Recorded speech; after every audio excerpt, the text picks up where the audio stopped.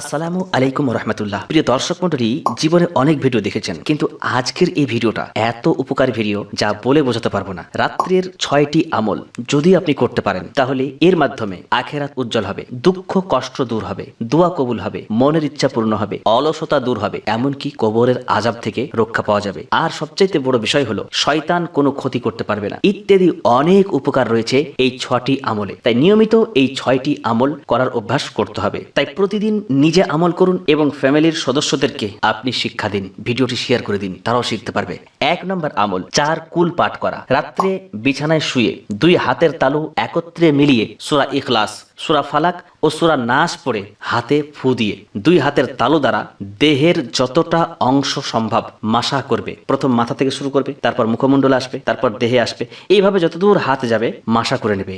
এছাড়া রাত্রে কুল ইয়া আইয়ুহাল কাফিরুন অর্থাৎ সূরা কাফিরুন যদি কেউ পাঠ করে তাহলে সে যাবতীয় শিরিক থেকে বেঁচে থাকতে পারবে ইনশাআল্লাহ। এবার 2 নম্বর আমল, আয়াতুল কুরসি পাঠ করা। যে ব্যক্তি শোয়ার সময় আয়াতুল কুরসি পাঠ করবে শয়তান সারা রাত তার নিকটে যাবে না। বুখারী শরীফের মধ্যে একটা লম্বা হাদিস রয়েছে, যদি কেউ আয়াতুল কুরসি পাঠ করে তাহলে ফারিস্তা পহরা থাকে এবং শয়তান কাছে আসতে পারে না। 3 নম্বর আমল, তাসবিহে ফাতিমি পাঠ করা। প্রিয় নবী সাল্লাল্লাহু আলাইহি ওয়াসাল্লাম হযরত আলী এবং ফাতিমা রাদিয়াল্লাহু তাআলা আনহুমাকে খাস করে শিখিয়েছিলেন এই তাসবিহ। মানে যখন হযরত ফাতিমা রাদিয়াল্লাহু তাআলা আনহা একটা দাসীর জন্য গেছিলেন, যে কাজ কর্ম করতে একটু কষ্ট হচ্ছে, একটা দাসী পেলে ভালো হতো, তো যাওয়ার পরে দেখলেন নবীজি বাড়িতে নাই। তারপরে তিনি ফিরে আসেন। এরপর যখন নবীজি বাড়ি আসেন জানতে পারেন যে ফাতিমা এসেছিল, তারপরে তিনি বাড়িতে আসেন। এই সময় হযরত আলীও বাড়ির মধ্যে ছিলেন। নবীজি এসে বললেন, আমি কি তোমাদেরকে এমন কিছু বলে দেব না যা তোমাদের জন্য খাদেম অপেক্ষা অর্থাৎ দাস দাসী অপেক্ষা উত্তম হবে? এরপর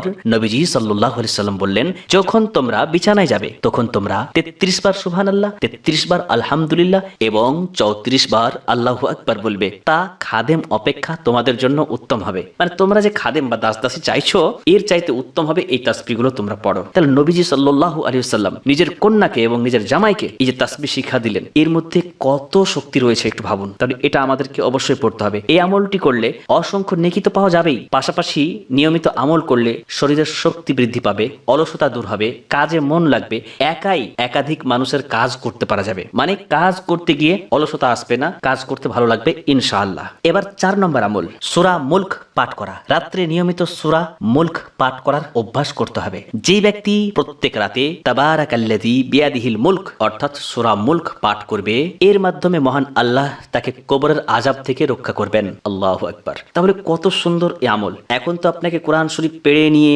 এতবারে সুন্দর করে মুসাল্লায় বসে পড়তে হবে এমন ব্যাপার নয়, আপনি বিছানায় বসে মোবাইলও টুক করে পড়ে নিতে পারেন। মানে এখন এত সহজে পড়া যায়। ঠিক আছে, তাহলে সূরা মুলক পড়া হয়ে গেল। এবার 5 নম্বর আমল, সব যখন পড়া হয়ে গেল এবার আপনি ঘুমানোর জন্য একদম প্রস্তুত, তখন 5 নম্বর আমল করবেন। কি? ঘুমানোর সুন্দর একটি দোয়া রয়েছে। নবী সাল্লাল্লাহু আলাইহি ওয়াসাল্লাম যখন ঘুমানোর ইচ্ছা করতেন তখন তার ডান হাত তার গালের নিচে রাখতেন, তারপর এই দোয়াটি বলতেন, আল্লাহুম্মা বিসমিকা আমুতু ওয়া আহিয়া। এবার আরেকটা বিষয় আছে, এখানে আরেকটা আমল করা যেতে পারে। যদি ঘুম না আসে, অনেক সময় দেখা যাবে বিভিন্ন চিন্তা চলে আসছে, ঘুম আসতে চাইছে না, তাহলে সেই সময় কি করবেন? তাহলে সেই সময় বেশি বেশি দুরূদ শরীফ পড়তে থাকবেন। দেখবেন দুরূদ শরীফ পড়তে পড়তে পড়তে হঠাৎ ঘুম চলে আসবে। যারা সারাদিন কাজ কর্ম করে তাদের ঘুম চলে আসবে সহজেই, কিন্তু এমন মানুষ আছে যাদের মাথায় অনেক চিন্তা থাকে, ঘুম আসে না, এমন অনেক মানুষ রয়েছে। তাদেরকে বলবো সব চিন্তা বাদ দিয়ে খুব গভীর মনে দুরূদ শরীফ পড়বেন, ইনশাআল্লাহ ঘুম চলে আসবে। আচ্ছা, ঘুম চলে আসলো, ঠিক আছে। এই ঘুম আসার পর হঠাৎ করে রাত্রে ঘুম ভেঙে গেল। এই ঘুম ভেঙে যাওয়ার পর একটা আমল রয়েছে, তো এটা আজকের আমলের 6 নম্বর আমল হিসাবে রেখেছি। দরুদ শরীফের আমলটা আমি এটা এক্সট্রা আপনাদেরকে বলে দিলাম, এটাও আপনি ধরতে পারেন, তাহলে 7টা হয়ে যাবে, তাই না? তাহলে 6 নম্বর আমলটা কি? হঠাৎ করে রাত্রে ঘুম ভেঙে গেল, তাহলে সেই সময় এই আমলটা করতে হবে। রাসূলুল্লাহ সাল্লাল্লাহু আলাইহি ওয়াসাল্লাম বলেছেন, রাতে জাগ্রত হয়ে যে লোক বলে লা ইলাহা ইল্লাল্লাহু ওয়াহদাহু লা শারীকা লাহু লাহুল মুলকু ওয়া লাহুল হামদু ওয়া হুয়া আলা কুল্লি শাইইন কাদির ওয়া সুবহানাল্লাহি ওয়াল হামদুলিল্লাহি ওয়া লা ইলাহা ইল্লাল্লাহু আল্লাহু আকবার ওয়া লা হাওলা ওয়া লা কুওয়াতা ইল্লা বিল্লাহ রব্বিগফিরলি উচ্চারণ দেওয়া আছে। এর অর্থটা কি? অর্থ, আল্লাহ তাআলা ব্যতীত কোনো মাবুদ নেই, তিনি এক, তার কোনো শরীক নেই,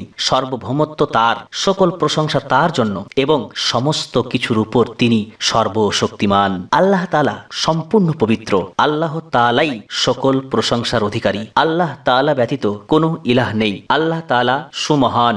আল্লাহ তাআলার অনুগ্রহ ছাড়া অন্যায় হতে বিরত থাকা কিংবা ন্যায় কাজ করার শক্তি কারণেই। হে আল্লাহ, আমাকে মাফ করে দাও। এই দোয়াটি ঘুম ভেঙে গেলে, হঠাৎ রাত্রে জাগ্রত হয়ে গেলে পড়তে হবে। তো নবী সাল্লাল্লাহু আলাইহি ওয়াসাল্লাম বলছেন, যে ব্যক্তিটা পড়বে সে দোয়া করলে তার দোয়া কবুল করা হবে। আল্লাহু আকবার। মানে দোয়া করলে তার দোয়া কবুল করা হয়। ওই রাত্রে যা মনের দুঃখ বেদনা, যা চাওয়া পাওয়া রয়েছে, মনের ইচ্ছা রয়েছে, আল্লাহর কাছে যদি চাই তাহলে পারে সেই দোয়াটা কবুল করা হয়। আর যদি একটু সাহস করে উজু করে নামাজ আদায় করে তাহলে তার নামাজ কবুল করা হয়। তাহলে সেই নামাজের ওসিলায় জীবনের অন্যান্য নামাজগুলো কবুল হয়ে যাবে। তাহলে এই যে একটু উঠে নামাজ আদায় করতে পারলে খুবই ভালো। তো প্রিয় দর্শক মণ্ডলী, এই যে সুন্দর 6টি আমল আপনাদের সঙ্গে শেয়ার করলাম। আচ্ছা, যারা এতক্ষণ পর্যন্ত ভিডিওটি দেখছেন একটু বলুন তো এই আমলগুলো কত সুন্দর। আমরা বেশিরভাগ হয়তো একটা দোয়াই জানি, আল্লাহুম্মা বিসমিকা আমুতু ওয়া আহিয়া, এটা পরে শুয়ে যাই। কিন্তু আরো যে সুন্দর আমলগুলো রয়েছে এগুলো কিন্তু আমরা করি না। বাড়িতে যদি ছোট বাচ্চা থাকে তাহলে আমলগুলো করে তাদের শরীরেও ফু দিয়ে দিবেন, তাহলে এর মাধ্যমে তারাও এর বেনিফিটটা পাবে। আল্লাহ রাব্বুল আলামিন যেন আমাদেরকে বেশি বেশি আমল করার তৌফিক দান করেন। আল্লাহুম আমিন। সকলে কমেন্টে একটু আমিন লিখবেন। তো অনেক কথা হলো, আর কথা বলছি না, কথা হবে পরবর্তী আরেকটা ভিডিওতে। সকলে ভালো থাকবেন। আসসালামু আলাইকুম।